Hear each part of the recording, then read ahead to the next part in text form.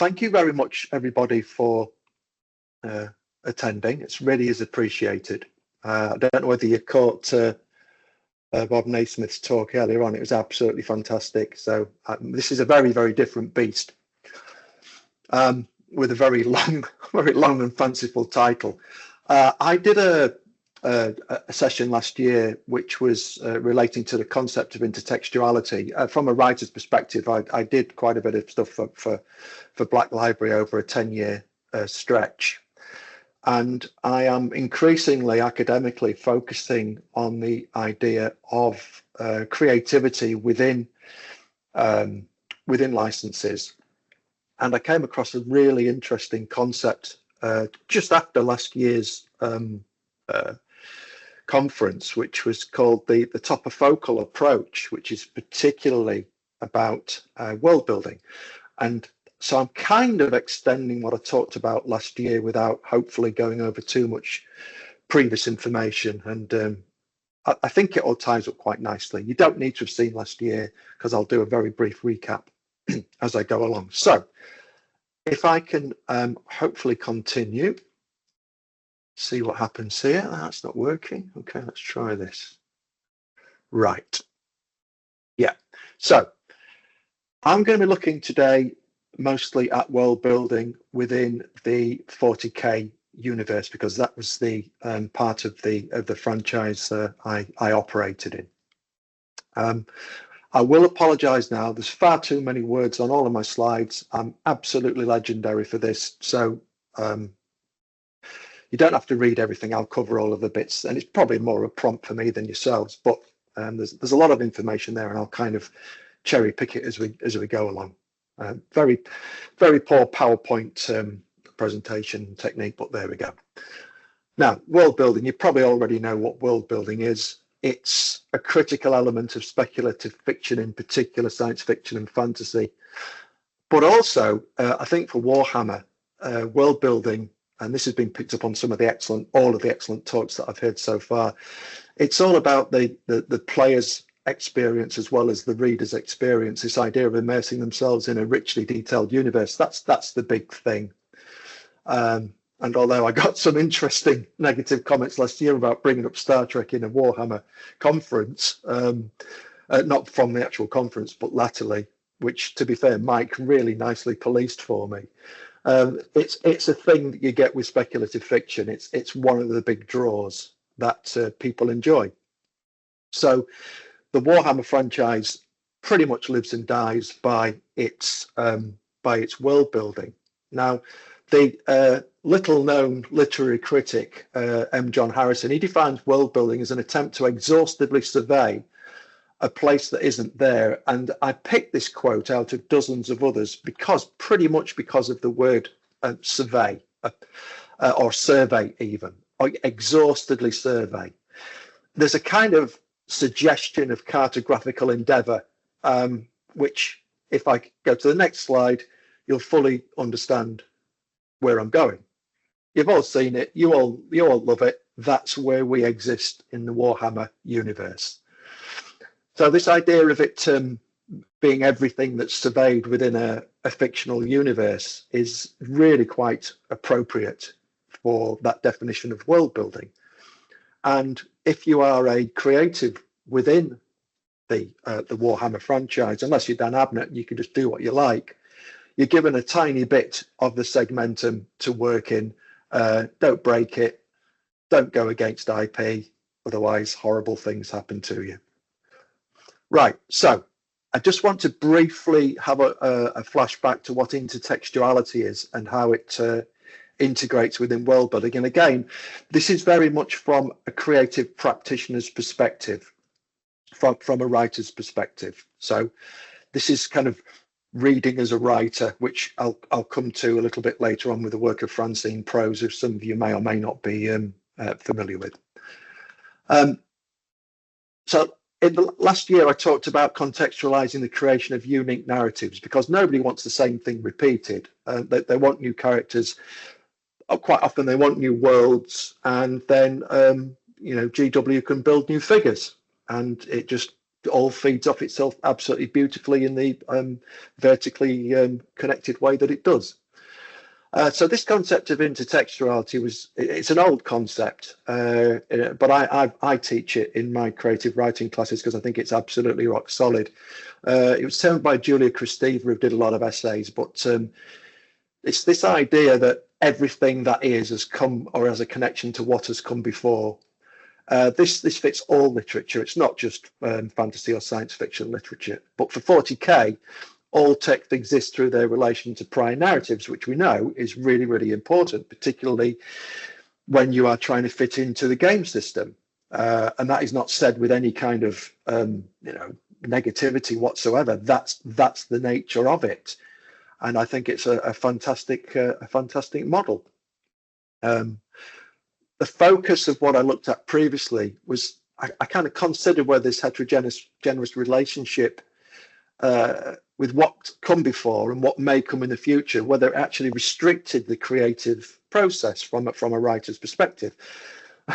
Spoiler alert, yes, but not anything like as much as you would think. And I sort of investigated that and picked that apart. But I covered over a little bit. I just glossed over the importance of world building. And that's kind of why I've come back to talk about it today, because it's not really terribly well analysed, and I think it's absolutely fascinating from a narrative practitioner's perspective. So you, as a writer in Warhammer, you're given a certain area of the segmentum of the Imperium, and there will be some restrictions, but like I've said before, not quite as heavy as you would think. So the conclusion last year was that the author working within 40K is, of course, heavily influenced by the IP. That's actually a lot of the fun part, because you've got all of these fantastic vehicles and species and races and worlds to play with. It is primarily a commercial venture. Let's not kid ourselves. And I'm not going to dwell too much on the vagaries of the IP. It is all consuming and all commanding, but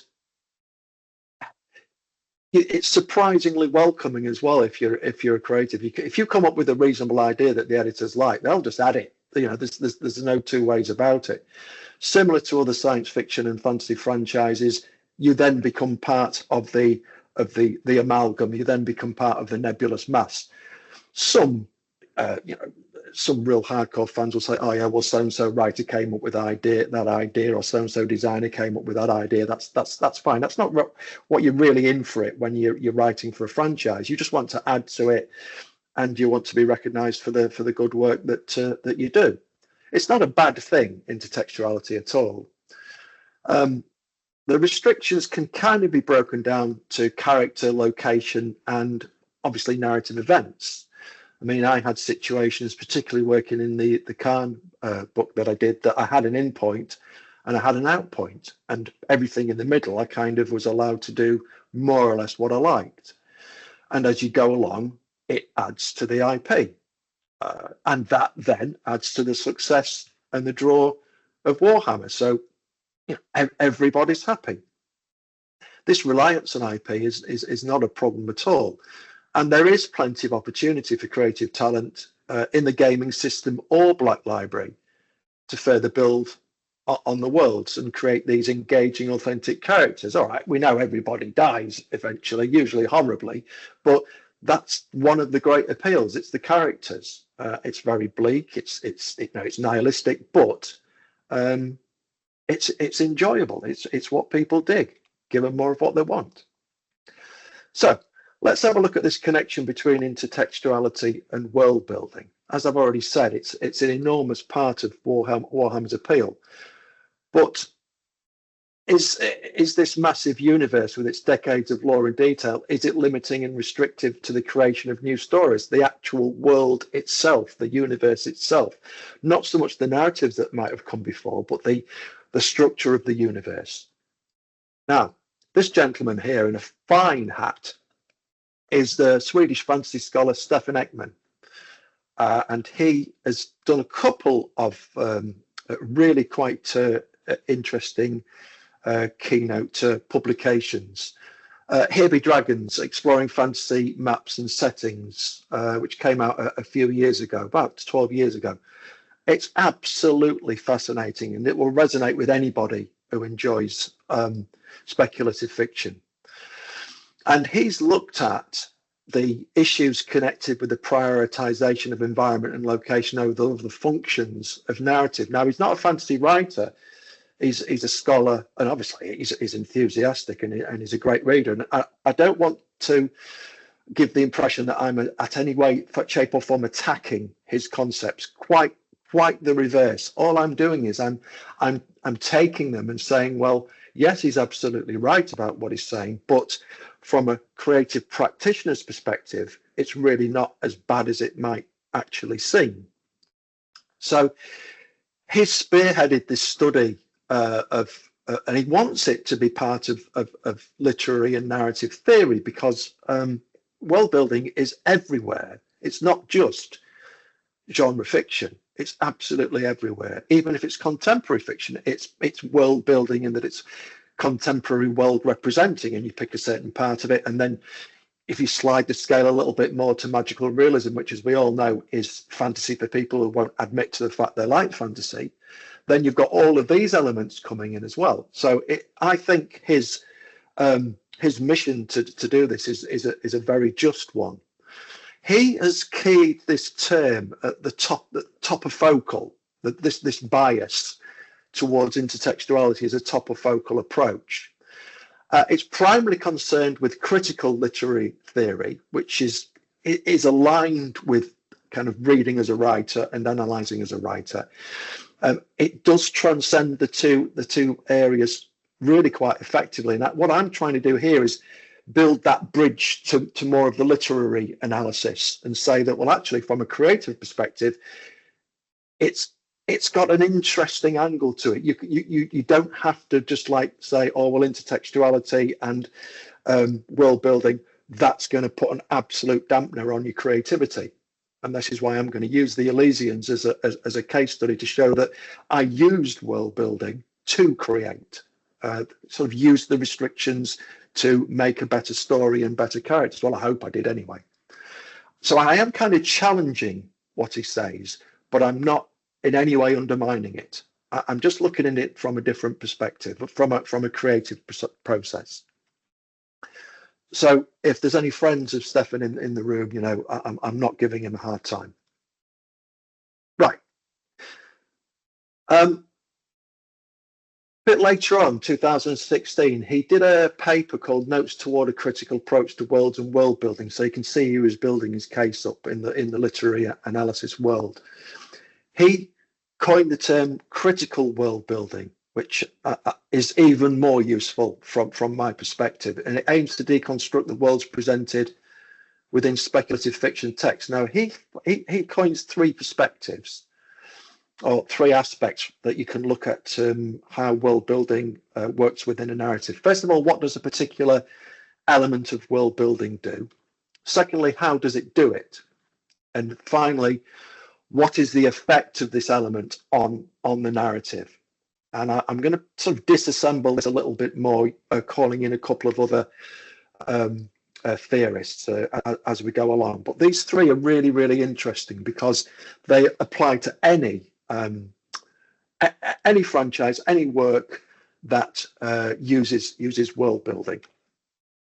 So before we consider these three perspectives and how I've kind of skirted around them to use world building to generate stories, I just want to look at world building from a creative perspective. Just kind of hold fire for a little while.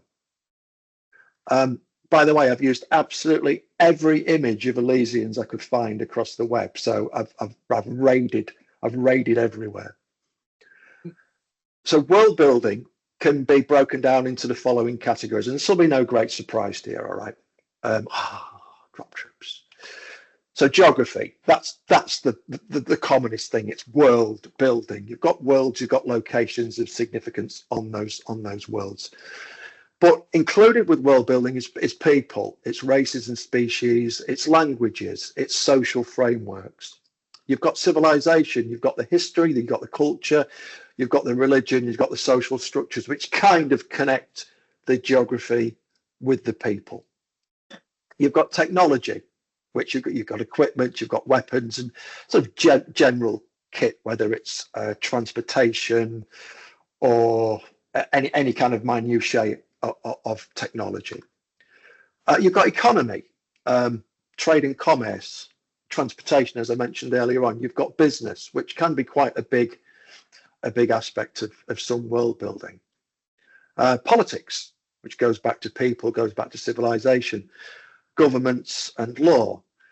So there's a lot of these don't present themselves as obvious aspects of world building. But particularly if you're writing things from scratch, which I am doing, I'm writing high fantasy at the moment. You develop the whole thing, you develop the whole range of it, and it's just fun. It's just really, really fascinating. And all of these components can either be done on like a micro level, which would be an individual world or even an individual hamlet or town or city within a world, or it could be macro, which would be like the general universe of things. So these things are very scalable. Right, now you've got a couple of approaches from a creative perspective for building worlds, and these come from the Kobold Guide to World Building by Jeff Grubb, Scott Hungerford and Wolfgang Bauer. I teach a module on writing science fiction and fantasy to my third years, and this is unsurprisingly on the reading list. It's really, really good. So their outside in or otherwise top down approach is one way to approach it, and then you've got inside out, which is kind of a bottom up approach, and I'll just expand on this a little bit more. The outside in, this supports Ekman's definition in that it focuses on world building and the various components presented in the previous slide before just about anything else. So you build the world and then you put your characters inside it. Now, when I say characters come second to intricately crafted worlds, that's probably a little bit unfair. You can't really populate a universe without thinking about who's going to be in it. But I particularly have a lot of students who spend weeks and months on creating a world and a universe, and they never write anything. They just like do the world, and then we run out of time for them to actually write the story, which is frustrating. So there's the outside in looks at the histories, the languages, all of this business, all the Tolkien stuff that took him years and years and years. As an author, you may feel the fantastical world needs a sense and a structure first for the story to operate in, and of course for the characters to live in. That's fine. The thing is, working for Warhammer, that's pretty much already there. And that is one of the great appeals for writing for Black Library. It's not laziness. It's knowing that this part of the IP, this part of the lore, it's really quite enjoyed by the readers and the players. So good. That's a good place to be when you're wanting to write something. High level of shared knowledge. This is really important when you look at the author text audience relationship. But it's also a bit of a double-edged chainsword, as I called my talk last year, because you get it wrong. I mean, it won't get past the editors, it won't get past the IP guardians. But I was approached when I was on the circuit doing a lot of conferences and conventions for Warhammer. You get one thing wrong, and one thing that people don't like the interpretation. Oh, they'll tell you about it. Usually over breakfast when you're trying to get a bacon sandwich. So it's like all bets are off if you start messing with the IP or people don't like the way you do it, but that comes with the territory. Anyway, this outside in approach is where you put the world first. And this is where we can start looking at these topofocal potential limitations. So if we take the first perspective of Eckhart, what does a particular element do? This focuses on the functionality of everything, from the objects to environments. Now, we know that a lot of the stuff in the Warhammer universe simply doesn't work as well as it should, or it used to. This serves the game playing community particularly well, given the extraordinary level of detail that the figurines and the equipment are rendered for gameplay. That's absolutely fine. Oh, I do like a Valkyrie. Now, the second perspective, how does it do it? This is particularly well represented by the Mechanicus, for instance, which definitely sidesteps any real science-based explanation or exploration of how the 40K universe works. You basically pray to it. All you need to do is plug into it, pray, and then it might or it might not work, depending on what mood the machine gods are in. Fine, that's great. Is it limiting? In a way, but then again, you can get out of a lot of issues with your storytelling as well. So already these so-called topofocal limitations can be quite useful to storytelling. Now, these two aspects, these two of Eckhart's aspects, exemplify the typical attitude towards world building, which they concentrate as they do on the stuff that exists within the texts. And they also help to contextualize Kobold's outside-in approach. So yeah, all so far so good. Kobold and Eckhart kind of match, and it's a focus on the stuff and the universe and the infrastructure. That's fine. That's what most people think world building is. But there are also advantages with this, and I've kind of begun to cover some of these. These perspectives, I've already said, they're going to be pretty much familiar to anyone who likes speculative fiction, Warhammer or otherwise. They summarize the range of tropes that are, the identifiable aspects that are crucial to playing the gaming systems. Because everybody speaks the language, everybody recognizes the same things. That's what tropes are for. That's why tropes, when people sort of examine genre, for instance, they think, oh, tropes are a bad thing. No, they're not. They're a shortcut. They're for people to identify with, and that they come. All right, tropes. The other side of tropes is cliche or stereotypicality. Yes, there is a danger, but they can be very, very useful for telling stories. They're a major part of the IP. They're crucial to the level of immersion.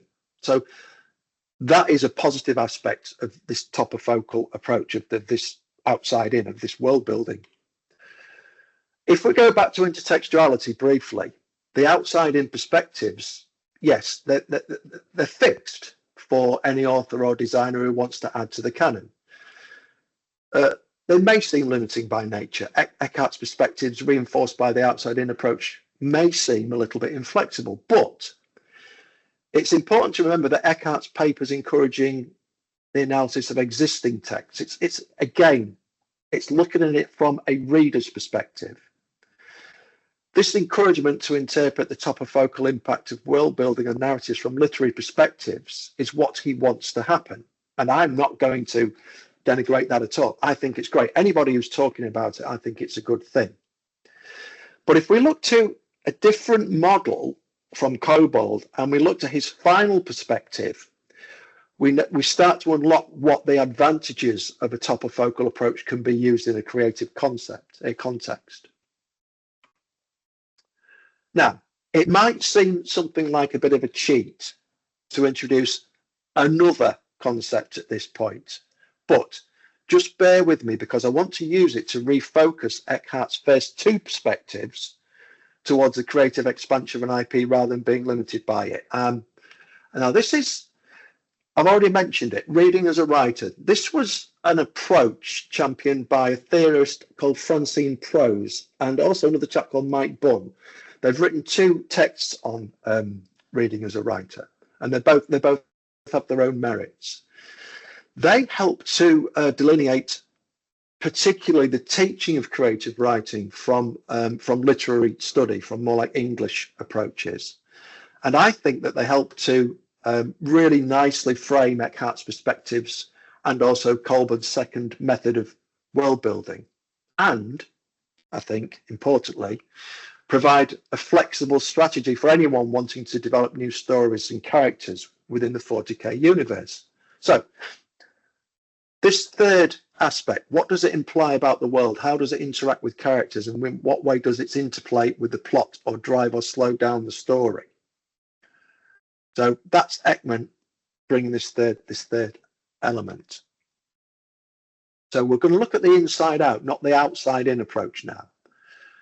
So if we look at character first, because that's the inside out, and then building a world for them outside of it. That's the other way you can do it. Now, it's not a thing that immediately becomes apparent for Warhammer writers because of the prevalence of the IP. The infrastructure is already there for 40k. So the inside out approach is predicated because of the extent to which the Warhammer universe already exists. But you can find gaps, and you can also detect what's popular. Like I said earlier on about particular worlds or species or races. And there's other elements at play as well, which often come from the gameplay side, which I'll come back to in a moment. There's usually a need to expand the universe in which these new characters need to exist to serve the narrative. And that's from either the editorial and or the gaming system wanting storylines expanding from, let's say, a new range of figures or some remodeled figures, or a particularly successful character or I don't know, environment or whatever in Black Library. The commissions for Black Library, and I talked about this a little bit last year, they often come with their own specific time periods and locations. So the creative has to pitch to those predefined elements. I have done Space Marines, and I'll be honest with you, I was never quite comfortable writing them. I mean, it was enjoyable, but I was always much more a boots on the ground type. And I think I was better with the Astra Militarum than I was with the Astartes. So this is where I start to come in as the creative specifically, rather than talking about it nebulously. I mean, some of the biggest fan favourites within 40k canon are established characters, not environments. Khan the Betrayer, who I did the Red Path for, Sanguinius, Grillerman, Eisenhorn, Gideon Ravenel. And now with every new story usually comes new worlds, which shows the inside approach working quite nicely. Character first, world second. Notwithstanding the fact we're surrounded by the context of the IP. Now, this kind of development only really happens if there's a willingness by the editorial team, which is often informed by the gaming management, to allow this expansion. So there is definitely a process by which you can be encouraged to expand your ideas and expand characters and hopefully bring something new to something that's already come. That was a bit difficult when I was writing Khan, I'll be honest with you. I could do a whole talk on just that because I had a lot of different approaches that I had to kind of pay service to them, but also do my own thing. That was quite difficult. Anyway, the example that I want to talk about, it's not anything like as, or they are not quite as popular or well known as Space Marines, but I really, really, really like Elysian Drop Troops. Now, let me give you a little bit of background on this. So 2017, the first Elysian Drop of the Drop Troop trilogy, Signs of Elysia, it was released. Martyrs and Renegades came along in 2018. I don't know whether you listened to the audio dramas or not. I mean, I stopped writing for Warhammer, 4 years ago. I'm still getting residuals. I'm still getting paid for people downloading these. So they clearly do still have a market. Not quite as popular as Titan's Bane, as the tank drama that I wrote, but people are still listening to them, which I think is great.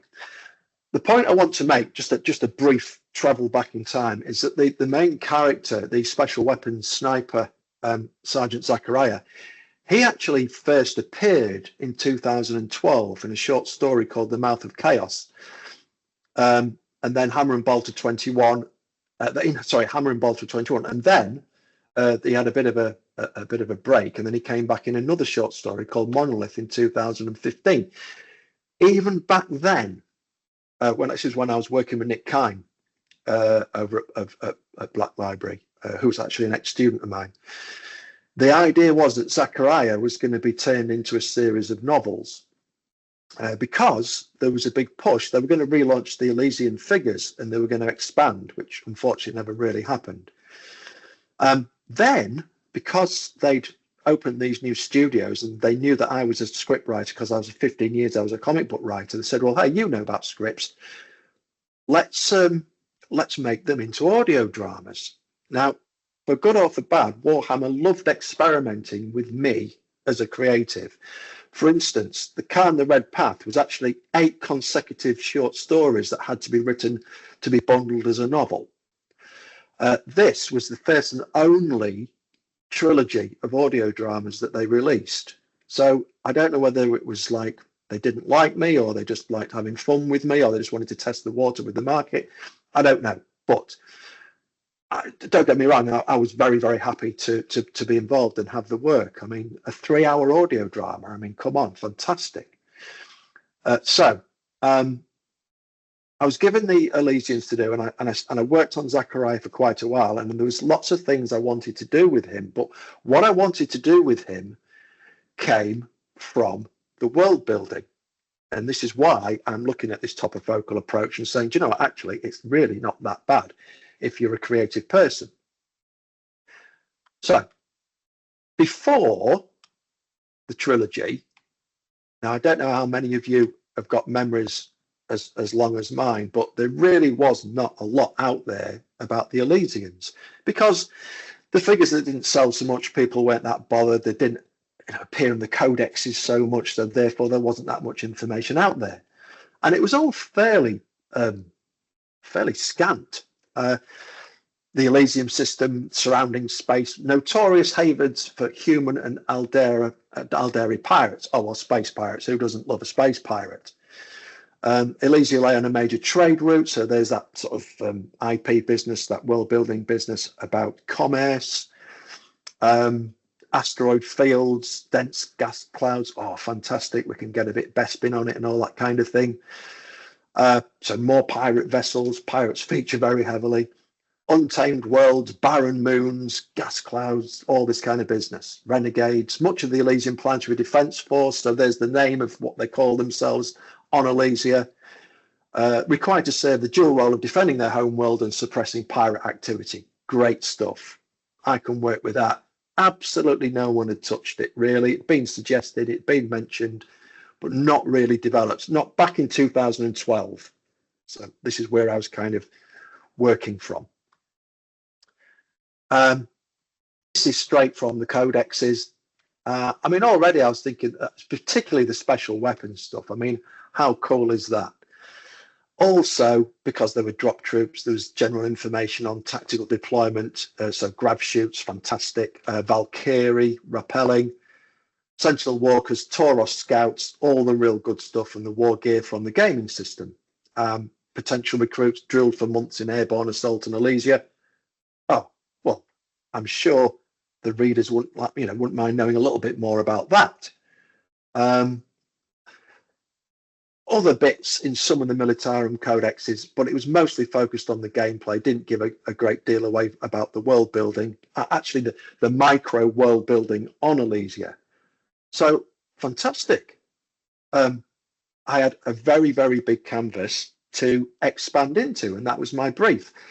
More Elysia, more about its intricacies, what it's all about. So that's where I started. So I took this kind of topofocal application to character to begin with. Now, this whole idea of pirates, that really intrigued me. And the Elysians' ongoing struggle to control them, the barren moons, the asteroid fields, that was going to be the environment. So the pirate world, which I called the capital of the pirate kind of enclave, I gave it a name, I called it Vale and Sinestri. That's where Sergeant Zachariah was born, because the whole kind of conceit was Zachariah was a pirate. and he did not want to go back to Elysia in case he got found out to be from a pirate dynasty. So that was absolutely the geography, this topofocal kind of disadvantage, creating a major thing for the character. And if you do get to read the short stories, it's all there. It's already there that he really does not want to go back to Elysia. And all of his best, Adullam, who's his best friend, his comrade, doesn't know. It's a big secret. It's a shameful thing to be from a pirate family. So the whole shtick was, what if a well-respected veteran was hiding their true identity as a pirate, and the last thing they wanted was a recall to their home world, and even worse, deployment to the very moon on which they were born. So that was going to be the basis of a character arc, not a story arc, but a character arc. That decision affected Zachariah's character, his motivations, it shaped his actions and his responses to everybody prior to and including the trilogy. So that was his backstory. He lives in constant fear. That changes how anybody reacts, even though he's fearless. What he doesn't realise is that the commissariat are fully aware of his past. They know it's a thing. And that comes into the character of Commissar Mastroval, who is another major character in the trilogy. But this was the point I'm making is this was an inside-out approach, but all taken from a topofocal perspective. So it's absolutely not restrictive when it comes to character. Okay, so what about geography? Well, because the topofocal thing is about the kind of the places and the spaces, this isn't so much of a stretch. So I did, however, have the opportunity to expand Elysia a lot more and the surrounding space. It was very vague, so I needed to enrich the planet, the actual Elysian planet, detailed to the pirate planets. This reference to fractured planetoids I thought was interesting, and so I considered, why might it be fractured? Well, because it could be shifting gravity wells, which would tear a matter apart and also present an invisible deadly menace. The reason that the Elysian Defence Force can't crack it is because of all of these shifting gravity wells. Doesn't matter how well trained they are, they pop up, they suck them into deep space, and then they disappear again. Of course, Zachariah was brought up on this, so he knows where to detect them. That feeds directly into, I think, the second episode of the trilogy. That would then speak to why Elysian High Command constantly fails to address the pirate menace. Now, the crux to this whole trilogy is that Chaos forces get involved with or take over Vale and Sinestri. This means that the Elysian High Command have to do something about it, and this is why Zachariah and all of the Elysians are recalled to Elysia, because of this Chaos menace. That puts Zachariah in a dilemma, particularly in the third part of the trilogy, where he has to effectively expose who he is to save his comrades. So the geography and this partial spotty history of what Elysia is fed the storytelling. Adullam, his compatriot, is not stupid. He might be a grunt, but he isn't an idiot. And his suspicions become, they grow. He is Elysian through and through. He was born on Elysia, trained, raised in Elysia. But it all feeds into this kind of interrogation, because the three parts, they're basically three different interrogations. Mastroval talks to Adullam, talks to another character, and finally ends with Zachariah. And the story unfolds through a lot of analepsis, through a lot of flashback. But the world is being built and expanded all at the same time from the characters and their interactions. Now, a good part of the story arc was set in Elysia. It's set in a blockhouse and a training camp. There needed to be further work on Elysian society to make Zachariah a pariah and explain his fears of returning to what turns out not to be his home world. So what did I do with that? Well, I took a bit of history. This whole idea of houses from dynasties that compete in a similar fashion, like the Medici, the Habsburgs, the Capetian houses. Now, this lent itself to a dual function within the narrative. The characters caught up in the political infighting and machinations on Elysia itself. That's one aspect.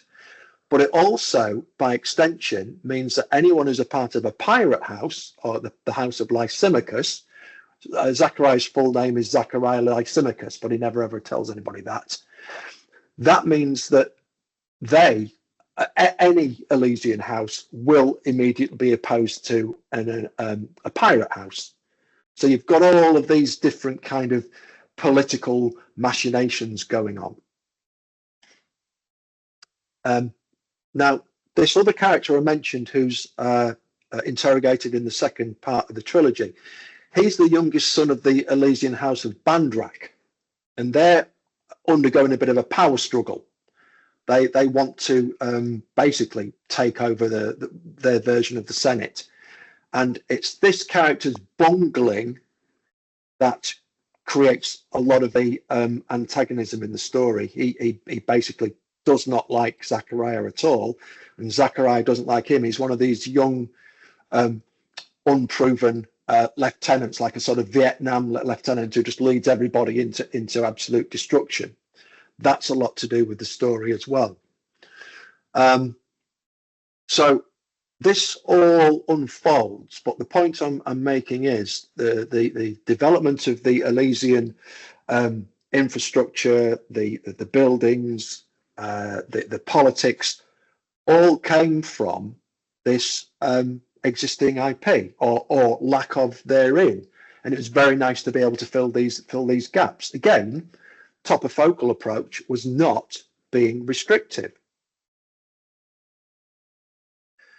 Technology, well, the technology was pretty much already there, because the one thing the codexes do well is tell you what bolter they're using and so on and so forth. But I wanted to expand specifically how the Elysians were trained, because if they're like these world famous space, universe famous space paratroops, well, there's got to be some specific kit that trains them. So first of all, the place in which Commissar Mastroval does the investigations is on Drop Troop training ground D64, which suggests there's an awful lot of them across Elysia. But there's also mention of there's a set piece sequence called it's the piece of kit is called the Rib Breaker, and it's a grav shoot testing area. So this was definitely an expansion of the technology that hadn't been discussed before, but it kind of stitched together the known technology that had come from the IP.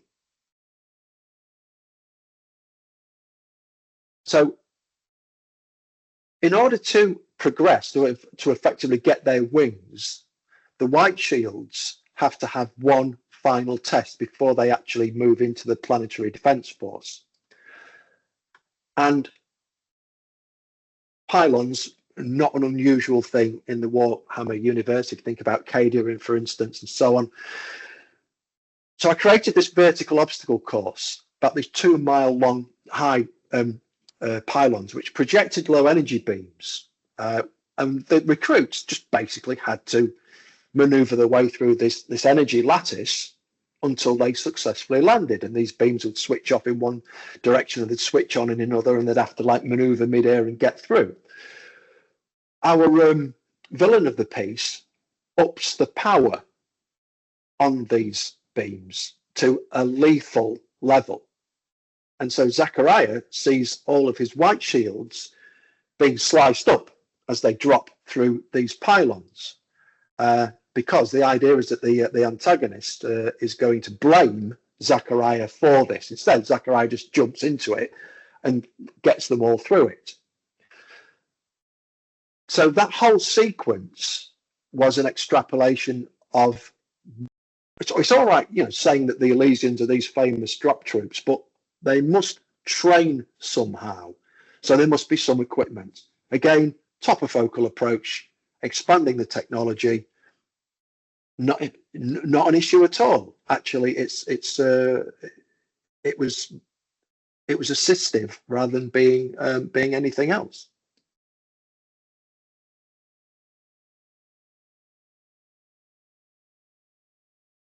The grab shoots in particular, I thought we can do something more with them. And I have a friend who's an ex-paratrooper, and he would tell me about how they would train for malfunctions with parachutes, which is as horrifying as it sounds.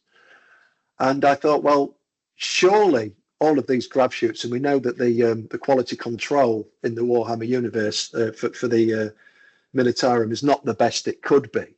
So there must be times when they have to do their own fixes. So there's a whole sequence that, again, comes from the existing technology, where it's actually yet another case where the villain of the piece is trying to frame Zachariah for messing around with equipment. So that goes into part of the story.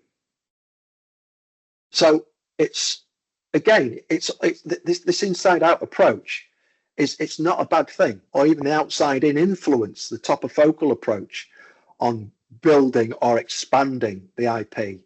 It's not restrictive at all.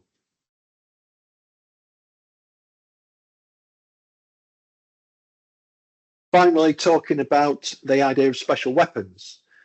A lot of these things are mentioned and they get a lot of gameplay, like the Cyclops remote demolition vehicle, for instance. There's a sequence where one of those malfunctions. It's been tampered with.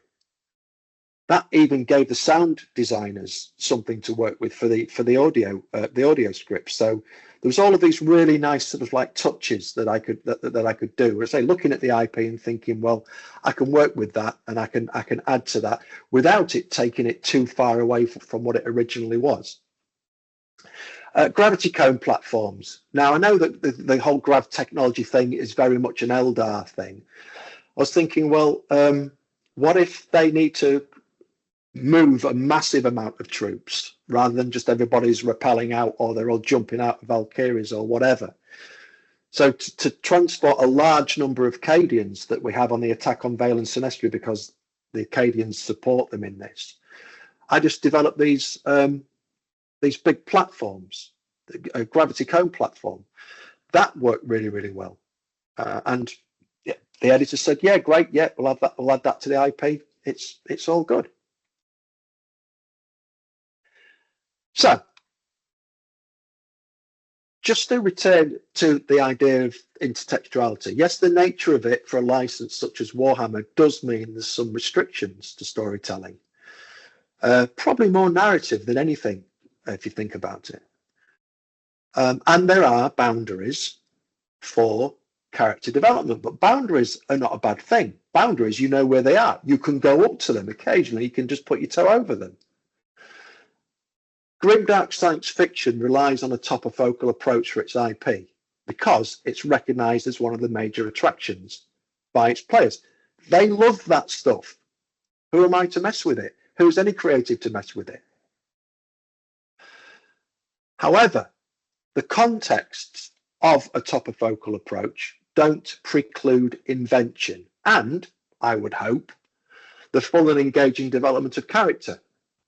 In fact, with enough understanding of the IP, a topofocal approach can suggest ideas for plot, character, expansion of geography, greater detail of cultures, societies, and equipment, which can be summarized like this.